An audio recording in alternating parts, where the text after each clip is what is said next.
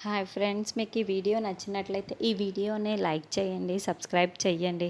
Dhatri security guard దగ్గరికి వచ్చేస్తారు.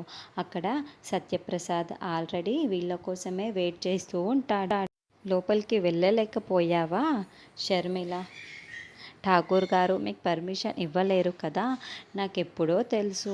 అక్కడ ఇదంతా కూడా డేంజర్ అని చెప్పి ఆవిడ పర్మిషన్ ఇవ్వదు. ఒకవేళ మీరు ఆవిడ దగ్గరికి పర్మిషన్ తీసుకోవాలన్నా పోయినా ఆ ఫైల్ మీ చేతికి రావాలి. ఆ ఫైల్ మీ చేతికి వస్తేనే కానీ ఆవిడ ఇక్కడ తోవడానికి పర్మిషన్ ఇవ్వదు. కాబట్టి మీరు షర్మిలా ఠాకూర్ గారిని దాటుకొని లోపలికి వెళ్ళి ఆ ఫైల్ కోసం వెతకడం అది అసాధ్యమైన పని. ఇప్పటికైనా అర్థమయ్యిందా అని ఇక మీరు ఈ కేసుని మర్చిపోవాల్సిందే అని కమిషనర్ సత్యప్రసాద్ జేడీ కేడీతో చెబుతూ ఉంటారు.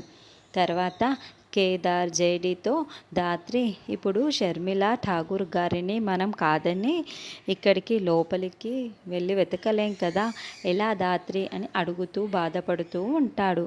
అవును కేదార్, మనం ఈ ఒక్క ఆటంకాన్ని దాటుకోగలిగితే మనం ఆ ఫైల్ని చేరుకోగలం. అప్పుడు అన్ని కూడా సమస్యలకి అన్నింటికీ కూడా మనకు సమాధానాలు బయటికి వచ్చేస్తాయి.